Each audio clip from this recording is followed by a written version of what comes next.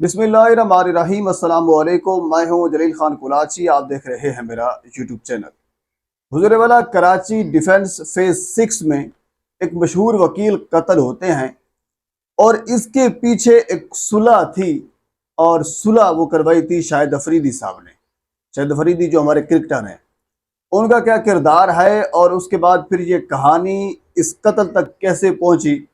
जो कातिल हैं उन्होंने अपना वीडियो बयान भी रिकॉर्ड करवाया, जो बाकी उनके बाकी लोग हैं उन्होंने अपने वीडियो बयान भी रिकॉर्ड करवाए और बाकायदा एतराफ़ जुर्म भी किया। और कत्ल होने वाला जो वकील ख्वाजा शम्सुल इस्लाम था, उसकी बेटी का क्या किरदार था, क्योंकि उसकी बेटी की वजह से मामला यहाँ तक पहुँचा।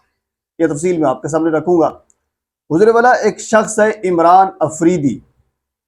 ये नकाब में आते हैं, इन्होंने मास्क लगाया हुआ था। ख्वाजा शम्सुल इस्लाम अपने बेटे के साथ जुमा की नमाज के बाद मस्जिद के करीब थे। उनको वहां पे उन्होंने कत्ल किया। सीसीटीवी फुटेज भी सामने आ चुकी है। सिर्फ एक बंदा इमरान अफरीदी वो गुजर रहा है और उसने मास्क पहना हुआ है, उन्होंने कत्ल किया। अभी पुलिस तहकीक कर रही थी, मुलजिम को ढूंढने की कोशिश कर रही थी। इतने में खुद इमरान अफरीदी का वीडियो बयान सामने आ जाता है और वो वीडियो बयान भी मैं आपके सामने रखूंगा। लेकिन उस वीडियो बयान के अंदर खुलासा मैं आपके सामने यूं रख देता हूं। वो ये कहते हैं कि ख्वाजा शम्सुल इस्लाम ने मेरे बाप को कत्ल किया था, मेरे बाप को अगवा किया था, मेरे बाप के ऊपर तशद्दुद करता रहा 30 से 35 लाख रुपए की इवज। और उसके बाद फिर हम अदालतों के दरवाजे खटखटाते रहे, हमें किसी जगह से इंसाफ नहीं मिला, तो आज ये नौबत आन पहुंची है और ये मैंने कत्ल किया है। उन्होंने बाकायदा इस चीज़ का एतराफ़ जुर्म कर लिया। अब ख्वाजा शम्सुल इस्लाम तो चले गए, अब उनके भाई हैं ख्वाजा फैसल, उनकी बुदैयत में मुकदमा भी दर्ज हो जाता है और मुकदमे को नंबर भी लिखा गया है। मुकदमे का नंबर है 593/25। FIR दर्ज हो जाती है। उस FIR में बहुत से नाम लिखे गए, एक नाम तकदीर अफरीदी का भी लिखा गया।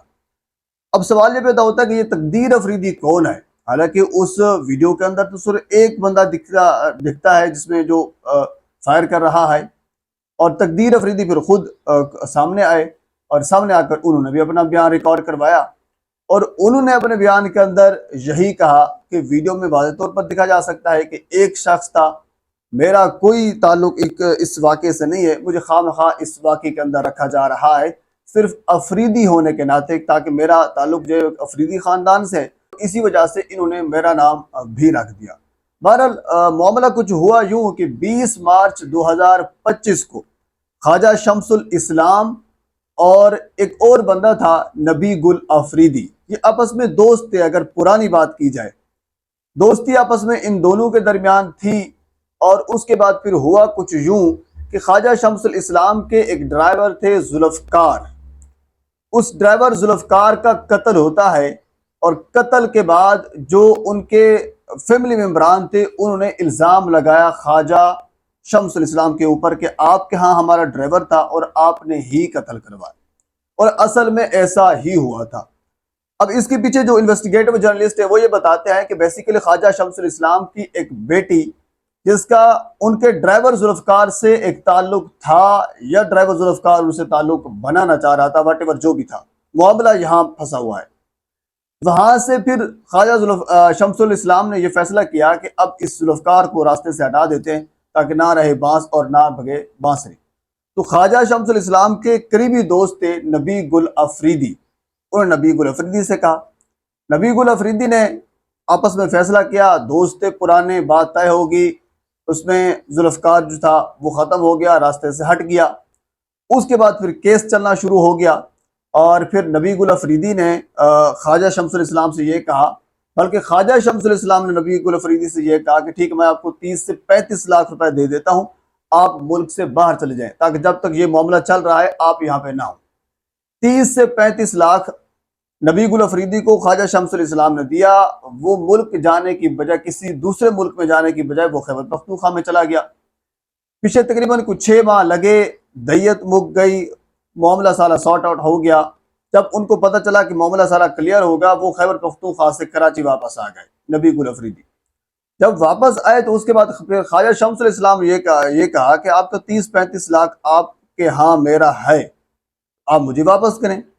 उन्होंने यह कहा कि नहीं, आपने 30-35 लाख मुझे ये दिया था कि आप मुल्क से बाहर चले जाएं। अब मुल्क से बाहर जाकर भी मैंने अपने बच्चों के ऊपर लगाने थे, मैं खैबर पख्तूनख्वा में चला गया, वहां पर भी मैंने अपने बच्चों के ऊपर लगाए, लेकिन आपका काम जो होना था वो तो हो गया था, अब आपने ये पैसे मुझे दिए थे।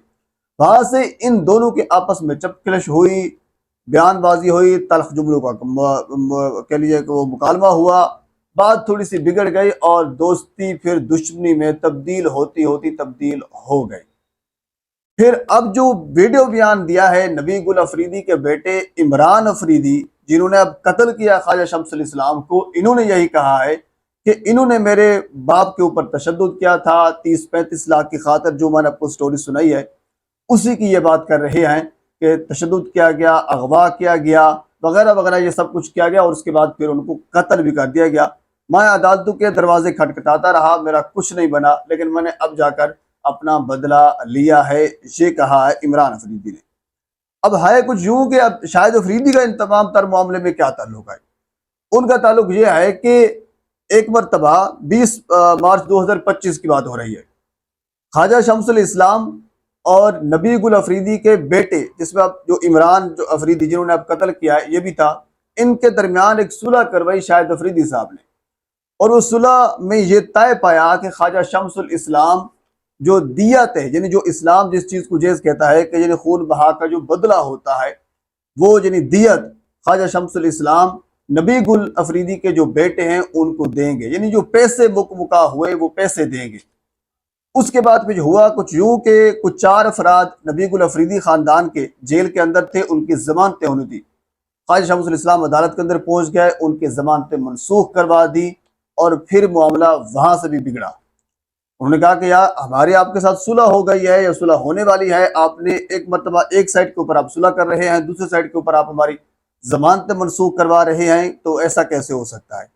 वहां से फिर मामला खराब हुआ और फिर आखिरकार इमरान अफरीदी ने जाकर ये फैसला किया कि अब हमने अपना बदला लेना है, और फिर उन्होंने बदला लिया।